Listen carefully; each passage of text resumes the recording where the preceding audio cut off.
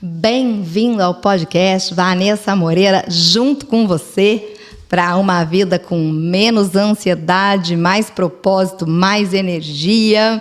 Aqui comemorando as reformas do estúdio, inclusive num ambiente mais acolhedor para você. Parabéns, Sandro, pela realização. É muito legal quando a gente acompanha um processo de crescimento, melhoria. E você tem que estar sempre em movimento. Essa é a ideia da ansiedade na nossa vida. Ela tem uma função, que é colocar cada um de nós para funcionar melhor todo dia, ao invés de ter medo dela. E estou aqui, eu e ele. Roberto Marzilli aqui no GDMcast. E é isso, né? Parabenizar aqui o Sandro. Deixou o estúdio aqui aconchegante, né? Bem receptivo, como ele é com a gente também, né? Muito gostoso para mais esse episódio aqui do podcast. E sobre o que vai ser hoje, doutora Vanessa? Vamos conversar um pouco sobre o medo do coração. Você sabe que eu fiquei pensando isso hoje. Uma pessoa... Medo do coração? Como assim, medo do coração? Pois é. Qual é a função do seu coração? Bombear sangue? O que mais? Manter a gente vivo? Sim. Essa é uma boa função. E, de repente, agora nessa crise de ansiedade, pânico, desespero, qual é o primeiro sinal que assusta uma pessoa ansiosa? Alteração cardíaca, alteração dos batimentos ali. Entendi. A sensação da alteração gera uma sensação de caos, de algo que está ali para cuidar de você. Mas na crise é sensação ou de fato altera? Depende. Tem crise que de fato altera o batimento. Tem crise que tem a sensação que o coração está assim super acelerado e quando vai medir, ele pode até estar num ritmo um pouco além do padrão, mas não tem toda a alteração percebida, até porque na ansiedade acontece também uma distorção da realidade. E você vai trazer também ali o porquê de... O coração ele é falado em muitos aspectos, né? Na Bíblia fala ali para você vigiar seu coração, um adendo, isso é particular meu, quando gera o feto, a primeira identificação é o... Coração, batimento cardíaco. O porquê, sabe explicar? Olha, eu não sei explicar, mas eu sei que é o primeiro a formar ali nas primeiras semanas, quando o feto não tem nada de formado ainda, de pedacinhos que você identifica. Sim, então, né? Que é um punhadinho de do coração célula ali. Gigantesca, né? Ele já está batendo.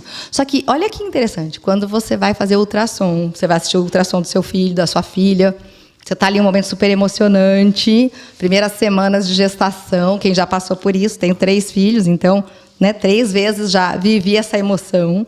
A hora que você coloca ali e começa a ouvir a batida do coração, é muito bom, é algo que representa vida, é algo que traz felicidade. Como foi para você quando você ouviu o coração das suas filhas? A melhor experiência de vida, assim, sabe? Acho que eu não consigo nem colocar em palavras, que é surreal. Mas até quando encosto ou deito no colo das minhas filhas ou da minha esposa, é uma sensação surreal. De poder ouvir o batimento do coração. Agora, olha só. Então, esse órgão, ou esse pedaço nosso, ou essa parte tão nobre que representa tanto a vida, por que, num momento de ansiedade, ele é o maior assustador de toda a volta ali do processo da crise de ansiedade, ou do medo, ou da angústia? Por que ele passa a ser o vilão na ansiedade? Não sei dizer o porquê. Se ele só está batendo, né? Eu quero ler um pedacinho aqui. Tem um trecho desse livro que é Os 4 Compromissos. Aqui, pronto. Que é do Dom Miguel Ruiz. Ele fala da filosofia tolteca, que é a história que se passa em Teotihuacan, no México, que foi uma das viagens que eu fiz. Foi para Teotihuacan, onde tem a pirâmide do Sol e a pirâmide da Lua. E uma abordagem importante que ele traz aqui é sobre quando você chega ali na cidade de Teotihuacan, no lugar histórico ali, na Avenida dos Mortos, diante das pirâmides, dos palácios. Ali é um lugar onde o homem se torna Deus. Por quê? Porque ali é como se tivesse um download direto para ter uma conexão com toda a essência do ser humano. Ele fala aqui num pedacinho, e é muito real isso. E essa sensação, ela é sentida no coração. Essa sensação, ela é sentida diretamente no coração. Então, olha só, eu vou ler um pedacinho antes da gente explorar um pouco mais o porquê que o coração se tornou o grande vilão na ansiedade, ou na crise de ansiedade. Aqui. Ele fala que um dia, quando ele dormia na caverna, sou feito de luz. Tá, mas não é essa parte que eu quero. Mas esse povo aí do... Como que chama? Teotihuacan? Teotihuacan. Teotihuacan. Ele é um povo maia. Ali a gente tem maias e astecas, mas predominantemente asteca. Asteca? São os toltecas. Ah, tá. Os toltecas são astecas. Uhum. Você foi lá estudar? Você teve acesso a esse livro, esse conhecimento lá? Não, eu recebi esse livro bem depois que eu fui. Ah, tá. Mas você... Por curiosidade. Mas você já estava buscando, estudando essa parte de questão do coração, interpretação, sentimento e tudo mais? E lá, realmente, você tem... talvez a estrutura que é feita, talvez a disposição de como tudo foi construído ali, que parece um circuito elétrico mesmo, né? As pirâmides, as ruas, as avenidas que passam. Tem um momento ali que você consegue entrar em contato com uma força maior que parece um pertencimento a tudo. E ele descreve aqui que... lá, né, o que acontece, a vida é a força absoluta do Supremo Criador que cria tudo. E que cada um de nós, ou cada pessoa, apesar de ser feita de estrelas, porque nós somos poeiras de estrelas pela composição química, cada um de nós é o que existe entre as estrelas. Então, ele chama as estrelas de tonal e a luz entre elas de nagual. E fala que cada pessoa, ela é feita de luz e ela é feita de partes de estrela. E se você ilumina a tua essência, você consegue iluminar tudo que tem à tua volta. Quando a gente fala isso, e fala de luz, e fala de força criadora, que você é um reflexo de tudo que cria, imagem e semelhança de Deus, é impossível falar disso e não sentir o coração trazer uma sensação, ou quando você faz uma leitura profunda, ou que está num momento de conexão profunda. Ou seja, o coração, além dele trazer essa sensação de vida, quando você fala de algo que te traz profundidade, você sente ele vibrar. Então, eu fiquei me perguntando, por que ele virou o vilão da ansiedade? Por que ele passou a ter uma conotação de que algo está errado? Acho que nem é só em questão a ansiedade, né? Porque eu acho que nem...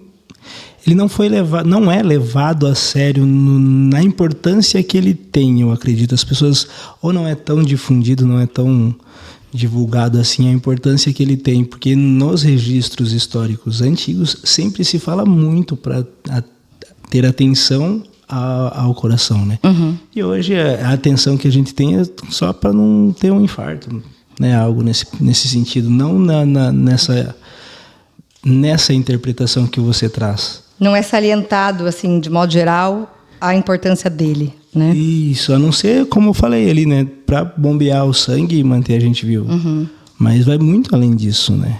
Muito, muito além. E o coração, ele é a comunicação. Enquanto a mente, ela tem uma invasão, uma enxurrada de pensamentos, de ideias, de achados, de um baú ali que é uma enxurrada que te invade, o coração, ele traz de fato a tua voz. Só que quando ele está abafado pelo medo e quando ele passa a ser representado não, um representador do medo, como é que você vai escutar a tua voz ou a tua intuição, ou então como que você vai trazer ali uma... não sei, estou em dúvida, não sei o que eu faço. Deixa eu ouvir meu coração. Tá, mas ele passou a ser o representante do medo, então eu também não consigo ouvir meu coração. Então, mas aí a gente não consegue ouvir, não quer ouvir, tem medo de ouvir.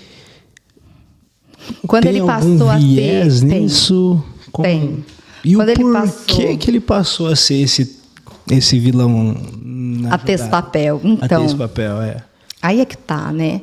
Porque ele conhece o caminho, o coração conhece o caminho da alma, ele tem neurito, tem neurônio, e ele mostra a estrada do passo a passo. Esse é um ponto legal do coração ter neurônio. Qual é a função do neurônio? Que até então, a maioria das pessoas acho que tem conhecimento que neurônio é no cérebro, né? Uhum. Qual é a função do neurônio no cérebro? E se no coração é a mesma função? No cérebro, no coração e no intestino, a função é a condução de condução elétrica. As interpretações, elas são feitas por todo o sistema, ou nervo, como o nervo vago, ou todo o sistema hormonal, feedbacks que tem. Eles não fazem interpretação, eles fazem condução. A interpretação é que vai acontecendo, mas é uma orquestra. Trabalha tudo em sinfonia ali. Exatamente, só que... Se dissoa uma coisa, altera tudo o restante. E quando a mente passa no estresse, com o aumento do cortisol, da adrenalina, traz a amígdala cerebral, colocando tudo no medo, o coração passou a ter essa roupa do medo, mas não é por isso que tem o viés. Agora, antes até de falar do porquê do viés, se você percebe, né? Então, quantas vezes, eu não contei, até se tiver aí na produção alguém que tem essa informação, quantas vezes na Bíblia é citado para guardar o coração, blindar o coração. A produção vai saber responder. Ali, né, tem bastante informação, conta pra gente se tiver. Vale dar um Google também. Mas quantas vezes é citado? Inclusive aquele trecho que diz, né, eu coloquei o seu coração no deserto para você saber quem você é e para você saber que eu sou Deus. Quando eu estive no Egito, tudo bem que estava falando do México, mas vamos para o Egito agora. Que lá também tem pirâmides. É que a pirâmide do Egito, ela é na areia do deserto. Diferente do México, que a gente está ali numa avenida dos mortos de pedras vulcânicas. No Egito, as pirâmides elas estão ali na areia. E teve um momento assim de parar e olhar assim aquelas pirâmides na areia, aquela força toda. Eu já tinha subido pela pirâmide de Gizé até lá em cima, naquele estreitinho assim, para chegar lá no topo. E a sensação de encontrar a saída do fim do túnel. Teve um momento que eu olhava aquelas pirâmides e falei, caraca, isso é o coração no deserto. Porque se você olha uma pirâmide ao contrário... Representa ou lembra um coração. Exatamente. E quantas vezes você vê também nas escrituras falando do coração como um vaso? Entrando na conversa, a voz da consciência, aparecendo essa voz também na gravação, né? A menção mais direta e conhecida, mas o conceito de guardar, proteger ou vigiar o coração aparece de forma indireta ou equivalente dezenas de vezes e outras vezes como palavra purificar, endurecimento, circuncidar, inclinar, ter um coração reto, guardar os mandamentos no coração, aproximadamente mais de 100 vezes na Bíblia. Perfeito. Agora imagina se está isso escrito na Bíblia mais de 100 vezes. Qual é a importância do coração em relação a todo o restante? Pois é. E importância, influência? Agora, quando acontece uma ansiedade, ou seja, A ânsia de algo que eu não tenho domínio, ou que eu não tenho uma resposta, ou que eu não sei o que vai acontecer, que pode até ser a minha vida batendo ali, falando, tem coisas boas para chegar, mas você não tem condição ainda de ver, então você só vai sentir uma vibração e não vai saber o que é. E aí você começa a ficar equivocado, isso pode te dar medo. E isso que eu ia falar agora, porque tipo, a gente tem medo das coisas darem certo, né? Só que antes desse medo tem outro medo.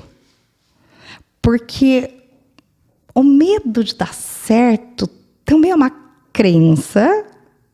Porque se a gente está preso na roda gigante e ainda não deu certo, na verdade você não tem o medo de dar certo. Você não sabe como é sair daquele lugar. Entendi. Porque dar certo todo mundo quer. Mas mesmo o dar certo mesmo, eu tenho medo de... Putz, quando der certo, o que eu vou fazer? Sabe? Tipo, porque... das conversas que eu tive, as pessoas se programam até dar certo. Aí fica naquela, tipo, e depois, né? Mas quando dá certo, ela vai ter outra escala de desafio. Ela não passa por esse lugar. O medo de dar certo é um falso medo de, na verdade, passar vergonha, pagar mico e não dar certo. Entendi. O maior medo do ser humano é passar vergonha. Quando você investiga medos até o final, o medo ápice ali é da exposição. Exposição. É passar vergonha. De dar errado.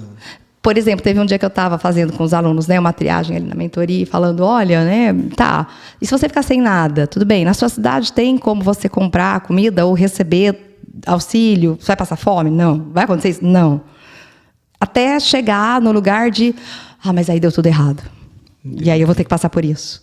Tudo bem, aí você vai passar por isso, mas depois alguma coisa vai acontecer. Então, genuíno não é o medo de dar certo. É o medo de dar errado. É o medo de dar errado com força mesmo. É o medo de dar certo, ele é quase uma poesia para fingir que, na verdade, você está acreditando que você vai dar certo, mas no fundo você acredita nada. Você deseja, mas você duvida de você mesmo. Entendi. Um dos maiores medos, inclusive, não é o medo da morte. Eu ouvi muito quando eu fiz pós em psicologia transpessoal, entre outros estudos. O maior medo do ser humano é o medo da morte. Não é. É o medo de dar conta de si mesmo. É o medo de viver? Não. O que seria dar conta de si mesmo? Tomar as decisões, se sustentar, conseguir realizar seus desejos, conseguir se sentir bem, confortável, conseguir não passar vergonha e ter conseguido fazer aquilo que você imaginou que era. Mas isso é tudo incerteza, né? Porque não tem como saber se... Mas não é medo de viver. É o medo de não dar conta. Porque uma pessoa que passou por várias frustrações e ali num dado momento ela desistiu. Já conheci várias assim. Continua vivendo. Ela desistiu de acreditar que a vida tinha algo mágico. Ela desistiu de acreditar que a vida dela podia também ser uma vida bacana e que podia acontecer coisas... Tem algo mágico? Nossa, se tem. Tem a parte que você se ferra pra caramba também, e tá bom. Mas tem, com certeza tem. Mas o que você quer dizer com mágico? Quando você fala e a porta abre, o chão abre, você vai passando, você vai se conectando com novos desafios e vai dando certo, e você vai encontrando pessoas, e você vai trazendo o seu melhor, e você vai mudando de estrutura, de estratégia, e vai crescendo em sabedoria, aprendizado, em sofrimento também, né? Porque acontece tudo junto. E vai mudando de degrau da sua construção, avançando na sua corrida, lembrando que ela é individual. Então, não é uma competição com nada que existe fora. Consigo mesmo, né? Mas o viver não é fácil. O estar vivo não é fácil, né? É ali um desafio, de fato. Sonhar, é gostoso sonhar, mas é difícil você correr atrás do seu sonho. Aí o coração começa... E aí ele começa a bater, porque é medo ou porque ele está te contando que, olha só continua que está dando tração e pode acontecer uma próxima cena, mas você não tem como ver. Não tem. Esse é o ponto, né? Porque, tipo, beleza, você está correndo atrás dos seus sonhos, está fazendo, está indo ali, está fazendo o que te cabe fazer, mas não que se saia alguma coisa do seu plano, mas se a incerteza de você não conseguir projetar essa visão, o coração já começa, mesmo que esteja tudo fluindo, mesmo que esteja tudo dando certo, aparentemente, né? O coração dá umas aceleradas. E ele está acelerando porque está criando as novas imagens, os novos pixels. Mas você não tem como projetar, porque a sua mente só vê o passado. Mas isso é ruim? Não, é bom. É bom. Mas precisa ser reinterpretado.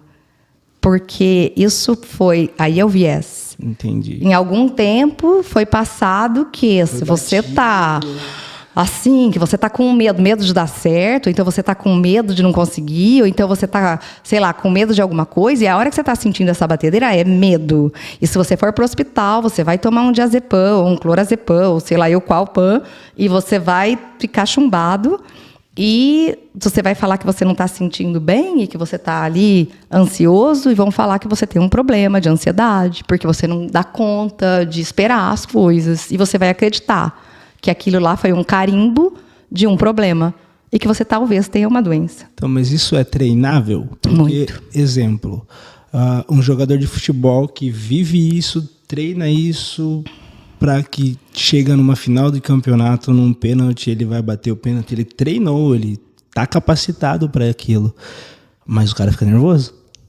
Mas ficar nervoso não é ruim. Então não, é o que eu tô falando, só que ele vai lá e faz. Exato. Né? Então, e mesmo se ele amarelar? E o que... Tá tudo bem. Não, porque tem a possibilidade do erro também. Não tá tô falando, tudo bem. Não é esse o ponto. É o ponto Mas de chegar e fazer. Mas ele sabe que ele não tá doente ali, né? É o ponto de chegar e fazer, sabe? E se der bom, beleza, tem as consequências. E se der ruim, beleza, tem as consequências também. Mas, tipo, o cara ali, ele é de alta performance e tudo mais. Nossa, você tá... Pensei essa palavra. Então, você tá elevando uma comparação para um cara... Mas, poxa, é treinável. A diferença é que o cara treina para isso, ele tem esse autocontrole e chega nesse rendimento. Agora, um mero mortal consegue? Se for treinado, sim.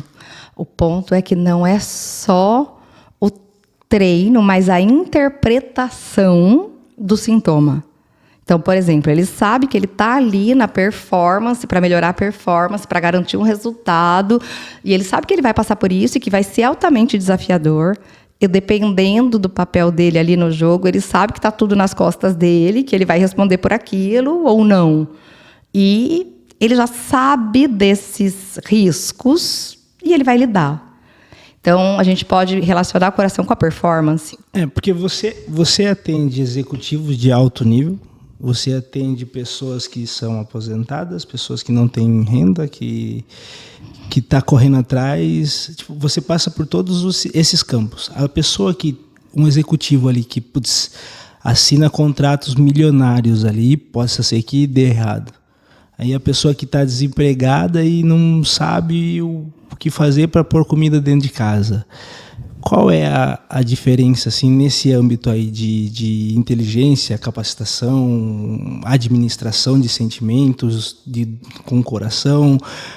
Porque o que interpreta é a amígdala, todo mundo tem a amígdala. E ela vai falar que você não vai conseguir, que vai dar tudo errado e tudo mais. Mas qual que é a diferença disso? Na verdade, nesses dois exemplos, não tem diferença. Porque os dois já fizeram a precificação. O empresário, ou o presidente da empresa, ou a pessoa que comanda ali a holding, ele já fez a precificação no pior cenário que vai acontecer e no melhor cenário que vai acontecer. E provavelmente uma precificação realista em termos de número, expectativa e possibilidades, porque para ele estar num cargo desse de comando, ele não está na ilusão. Ele já passou ali muita coisa, então a precificação, se vai ter um prejuízo de bilhão ou um lucro de bilhão, normalmente ela é muito assertiva. Então, ele já precificou o risco. Ele só corre o risco que ele precifica, a não ser que seja um risco que seja fora completamente do que se imaginava, um terremoto. Um risco calculado. É um risco calculado. E o desempregado que não sabe como colocar a comida na mesa, ele também já precificou. Porque não é a primeira vez que ele passa por isso, normalmente.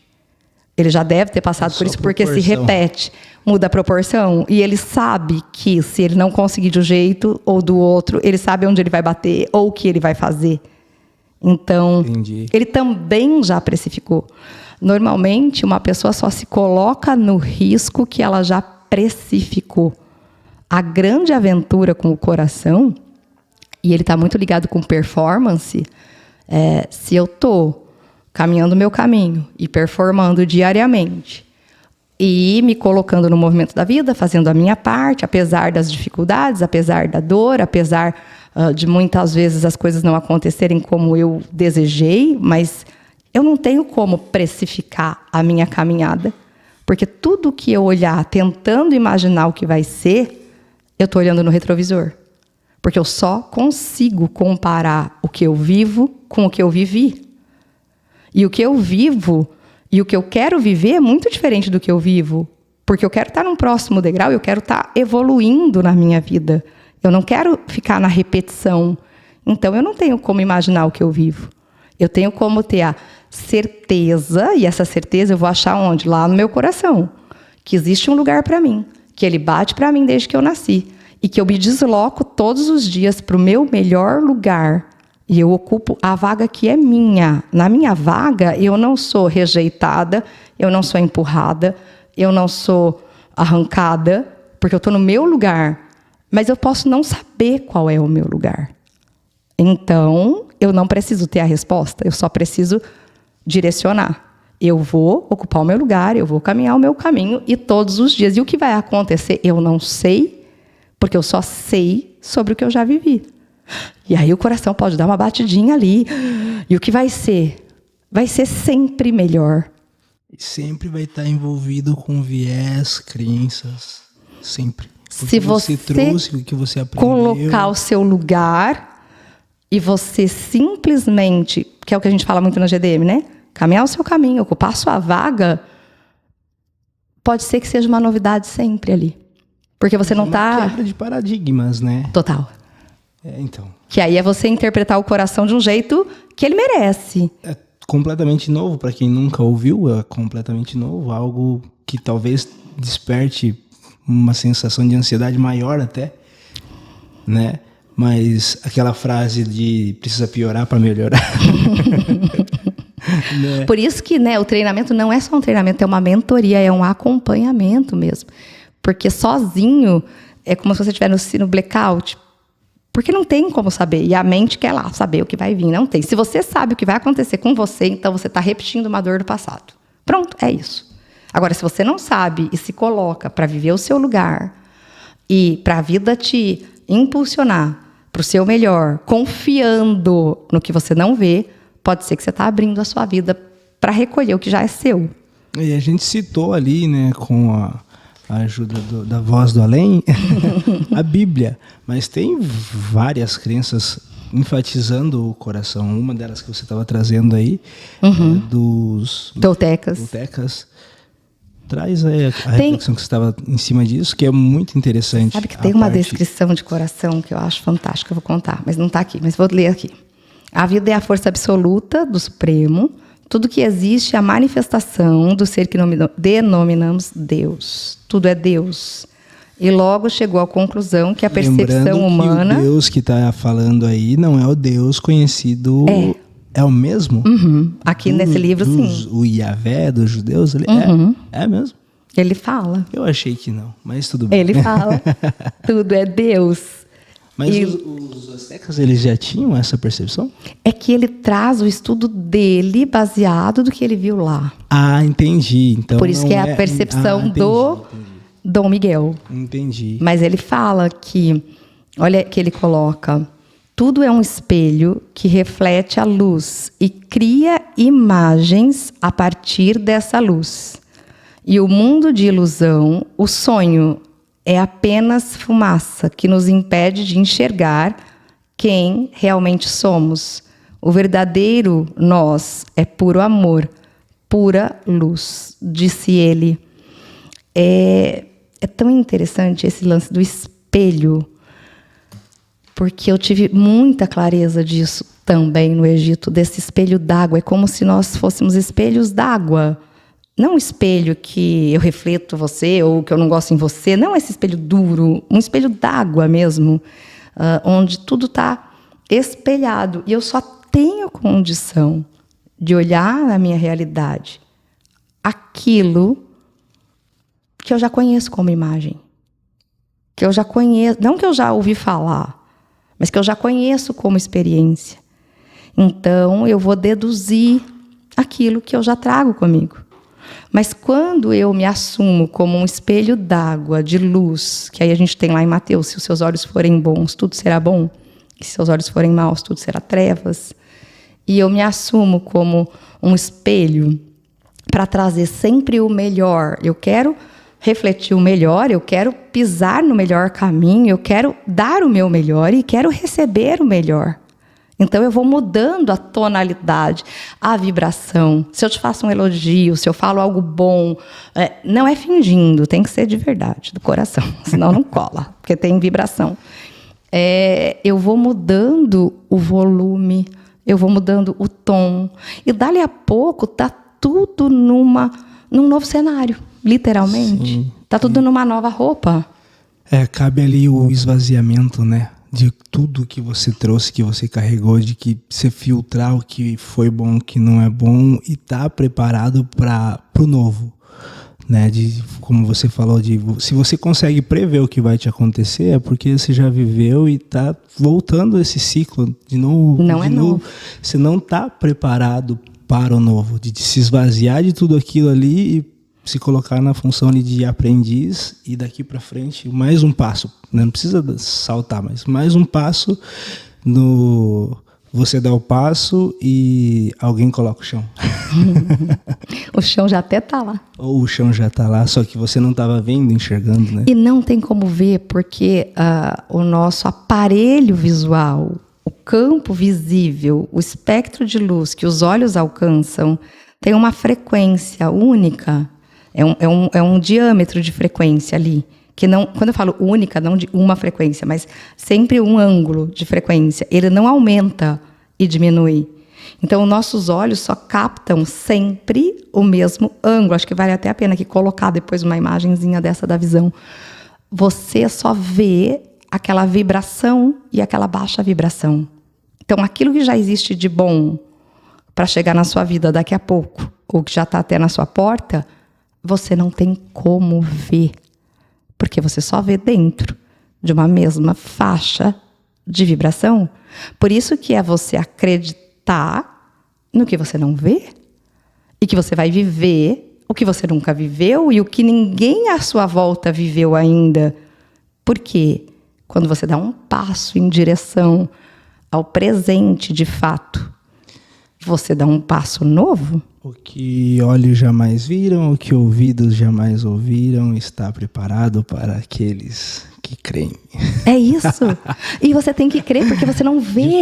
De fato, é. Não tem como. E até no neurônio, não tem via neural, é um blackout. Não tem a ver com fé, né? Não estamos falando de fé. Não, é neurofisiologia somado ao que já existe na escritura. Agora, se você não tiver... um pouco de física quântica. Sim, a gente pode até falar que já existe correlação, coerência lógica. Apesar que não tem... A única coisa é que tem que ter a fé para você trazer essa força para o seu coração na boa interpretação. Senão, você vai ser sucumbido pelo medo, porque você não vê.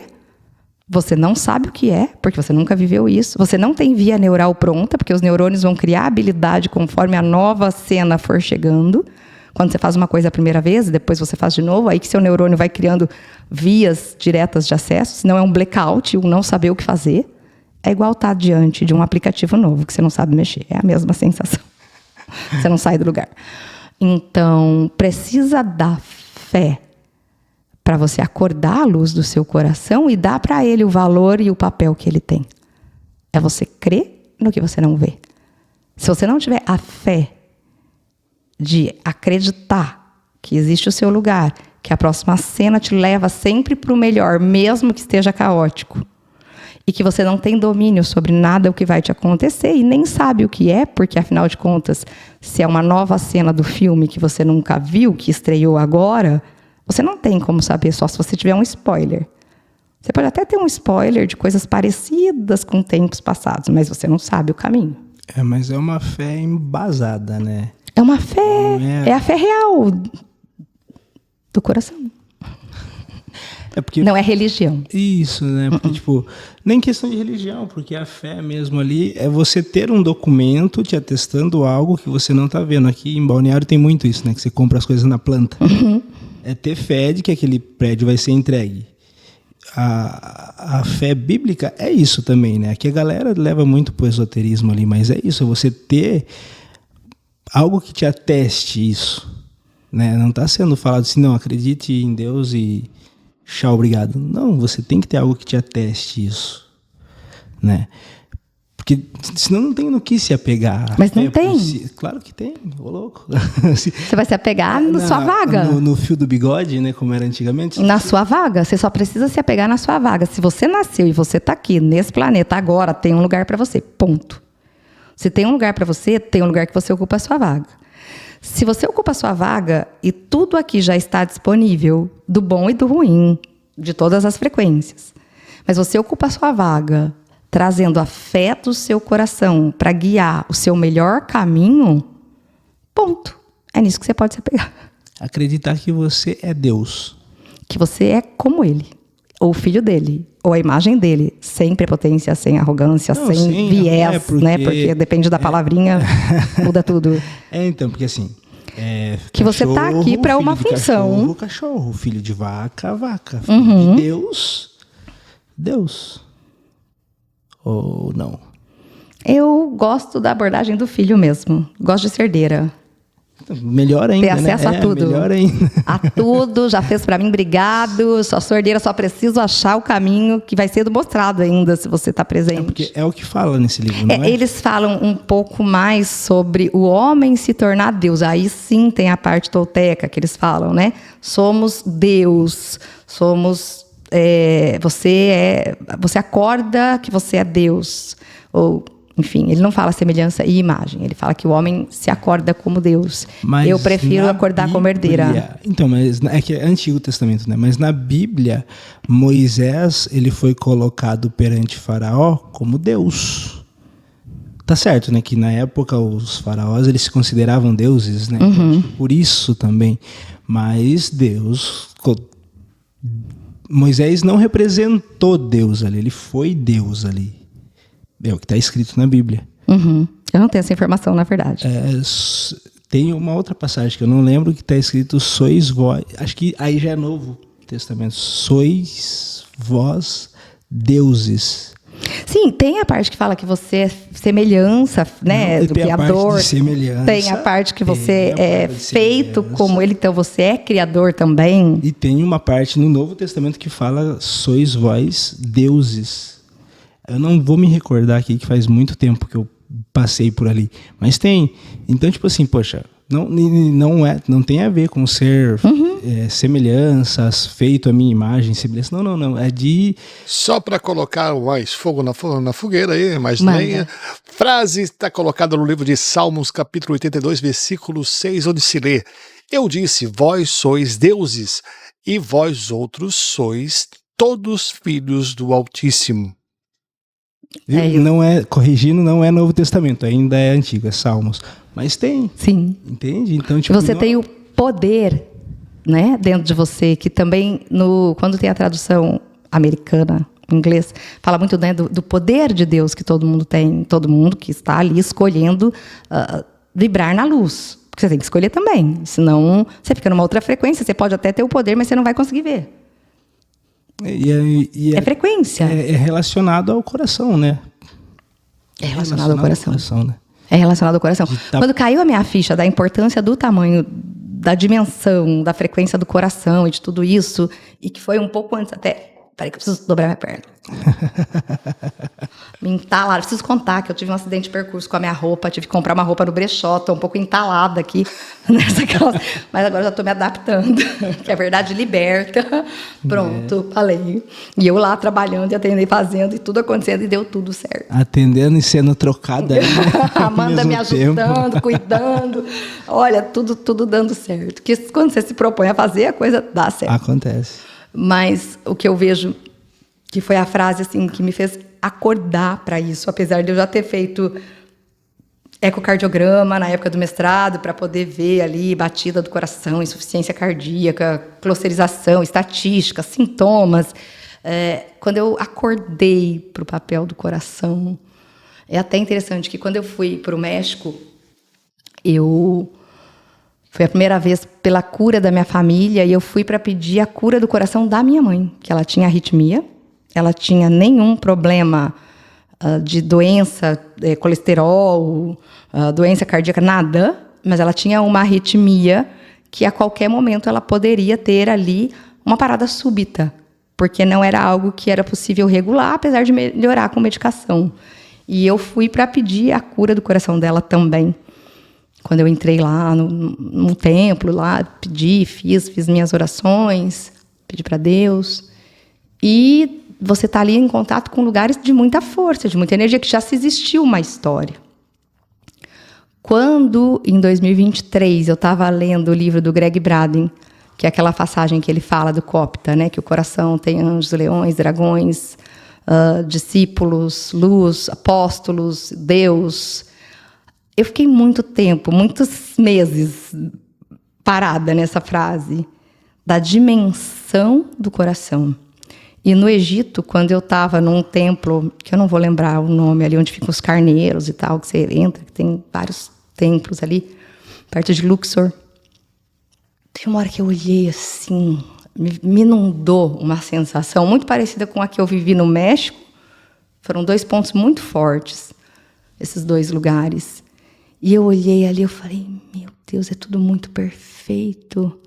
Porque tem tanta luta, tanta dificuldade, mas já tem um mapa que foi deixado em cada coração para saber o caminho da saída do caos, para estar ocupando seu lugar. E esse mapa, ele é que nem a digital, ele é exclusivo.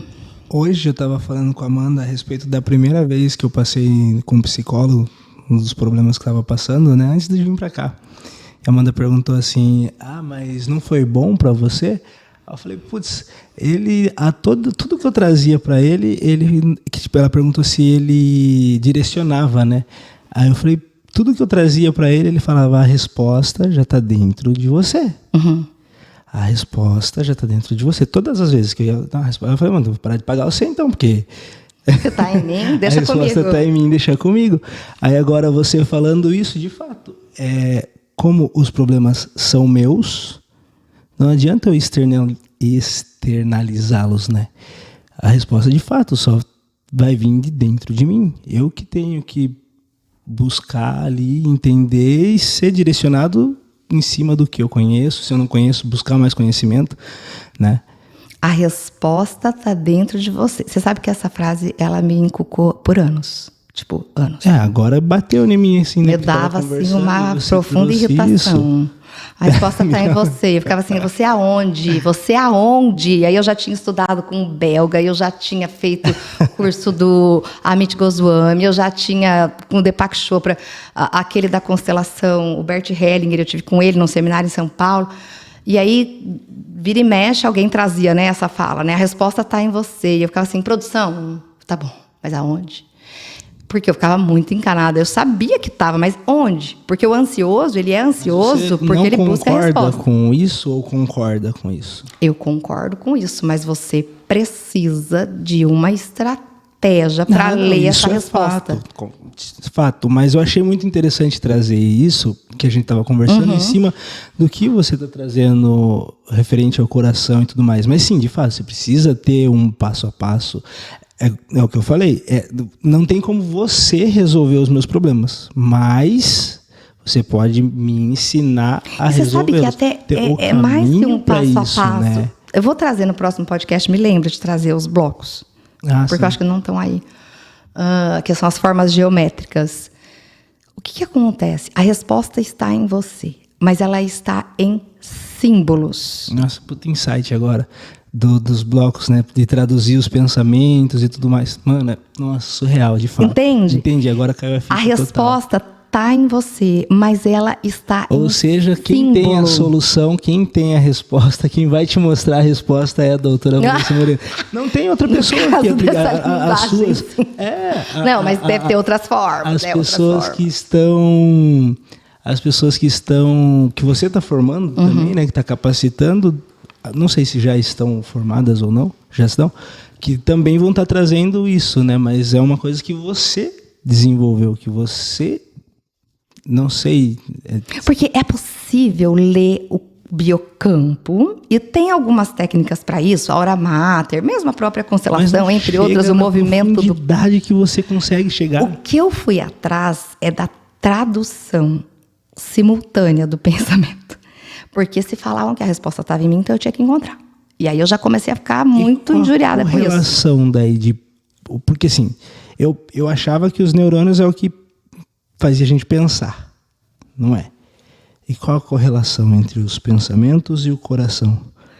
Porque, assim, ó, alterou o batimento do meu coração, minha amígdala interpretou que eu vou me fuder.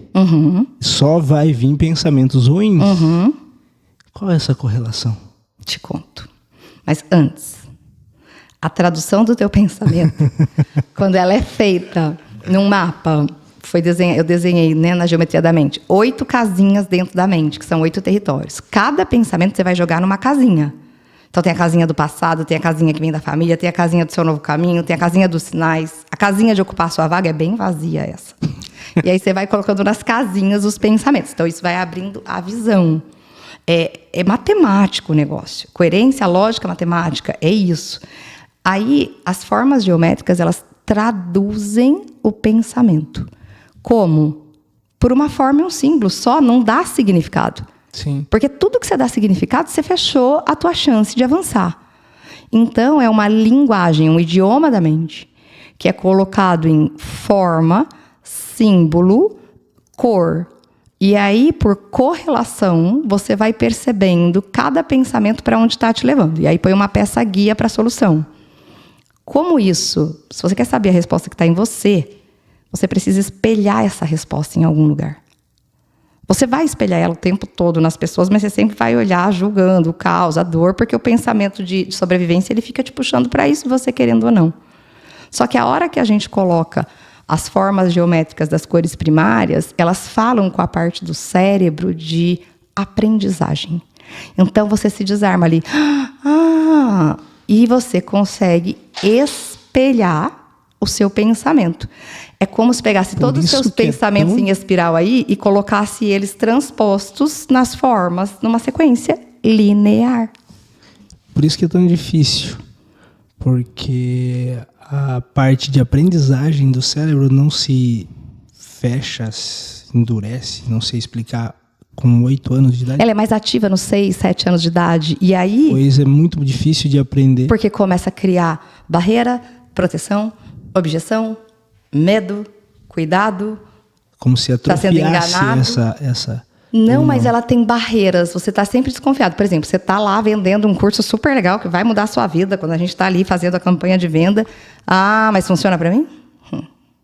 Ah, mas será que é bom? Será que eu vou conseguir? As objeções.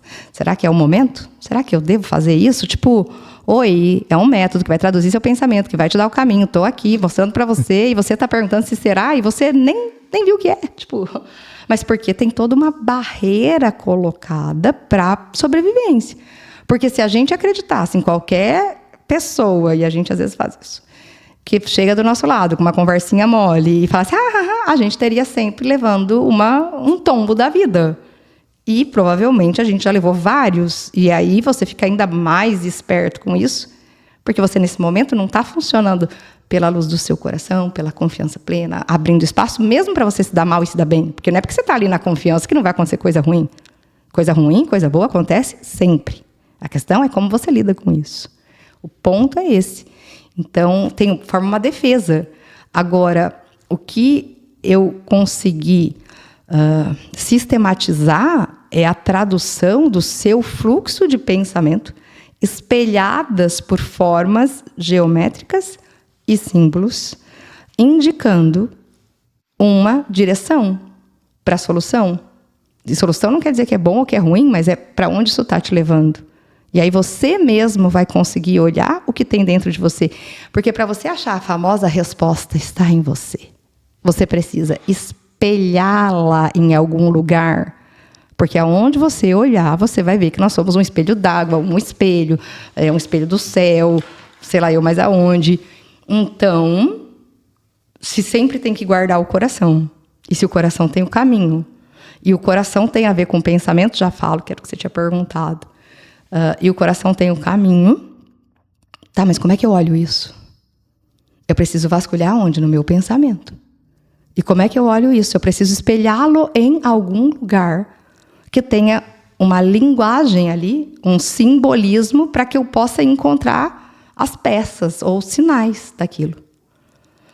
Poderia ser outro método, e deve existir outros métodos que sistematizam ou que traduzem isso. Eu hoje não vou saber te falar qual, mas com certeza tem. E se a gente olhar, por exemplo, as runas têm ali a sequência delas, os tarôs têm a sequência de imagem deles, as outras coisas também. O que eu busquei foi uma maneira de não dar significado, mas dar sequência. Coerência lógica, o que liga com o quê?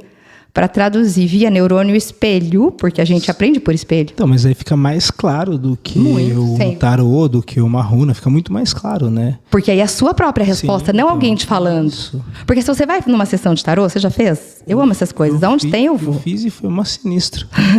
Mesmo que às vezes eu acredito, não acredito, eu gosto. Eu vou lá eu só pra ouvir. Fui muito cético, mas a moça tirou uma carta lá falando que a Josia tá grávida. Ela fala assim, você vai ter um bebê, eu tenho um bebê aí e tal. Não tem, não sei o que e tal.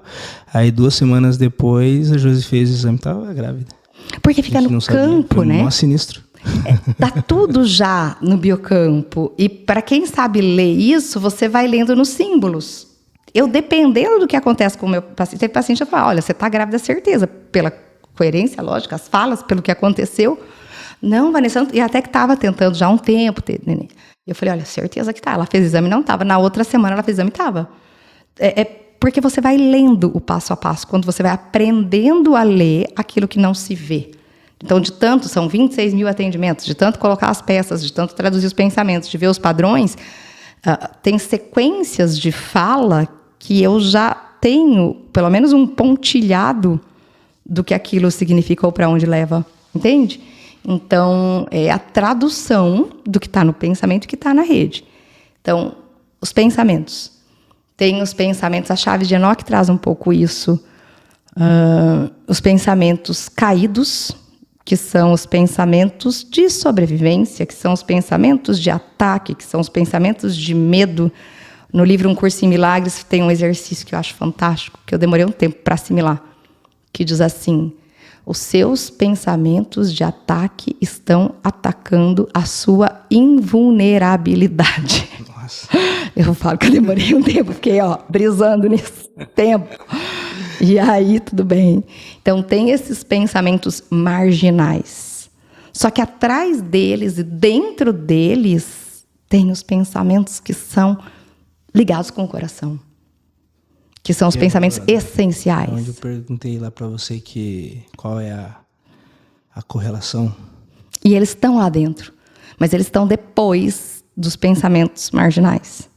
Então, você é como varrer mesmo, quando vai fazer uma faxina. Vai tirando a sujeira, vai pondo no lugar. O que você tem que fazer com os pensamentos de ataque ou de medo? Colocar ele nas casinhas deles. E não ficar ali interpretando eles. Eles são defesa, eles sempre vão falar coisas horríveis. Eles sempre vão te lembrar uma cena ruim. É o papel deles. Só que depois deles, o que tem? Assim, em relação à visão, audição, olfato, tem alguma... Tipo, por exemplo, eu ouvi alguma coisa e eu senti medo ou me arremeteu ao perigo. Eu ouvi alguma coisa e isso me arremeteu ao perigo, aí o coração acelera e entre as interpretações. Uhum. A pessoa que ela é cega, surda, muda alguma coisa ou não? Não, porque ela também tem os sentidos aguçados, e se ela não tem um sentido tão aguçado, ela vai ter hipercinesia, ela vai ter hipervisão ou hiperaudição, alguma outra coisa, que acaba trazendo um equilíbrio na percepção.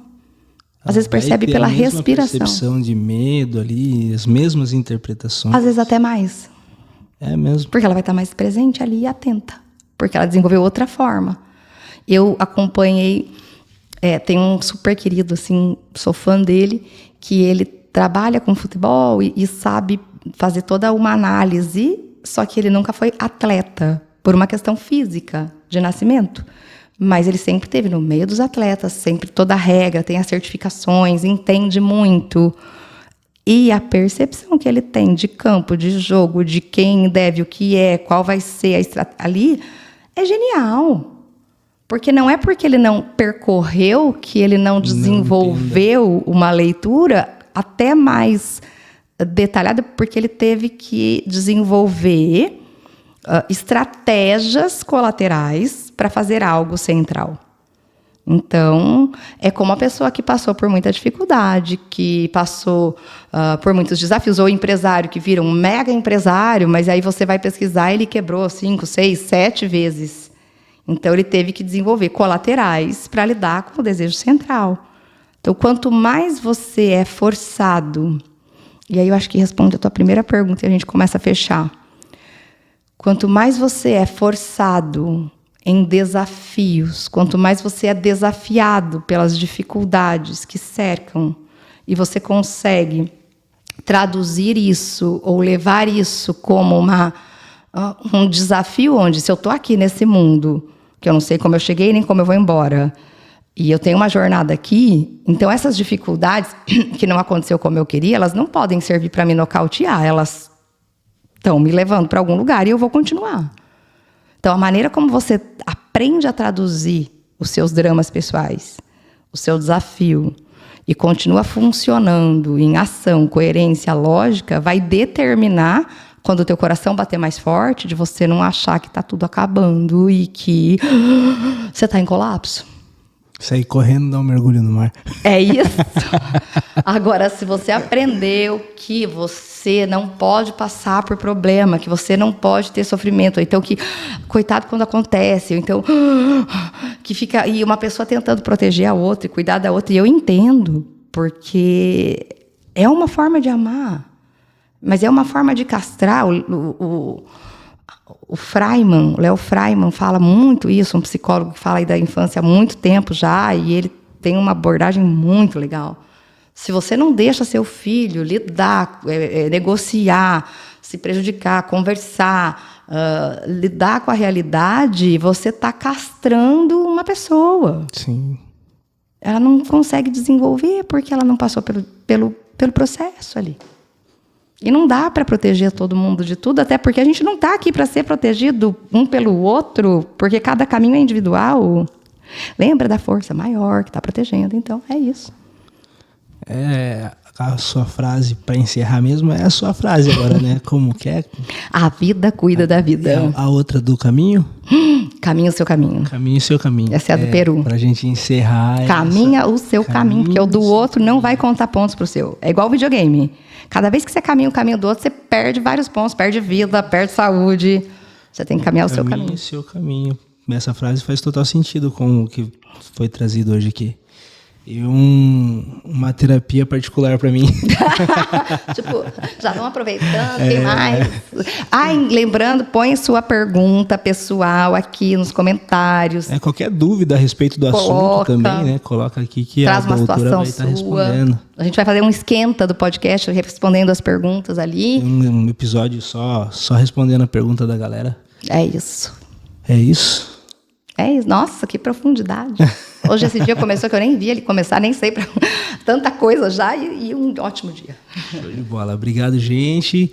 Quem quiser acompanhar esses conteúdos aqui, as redes sociais da doutora Vanessa Moreira, @souvanessamoreira, Instagram, TikTok, YouTube, é isso. As mesmas arrobas. É isso. Show de bola. Até o próximo, pessoal. Tchau, Até tchau. o próximo. Tchau, beijo no coração. Até mais.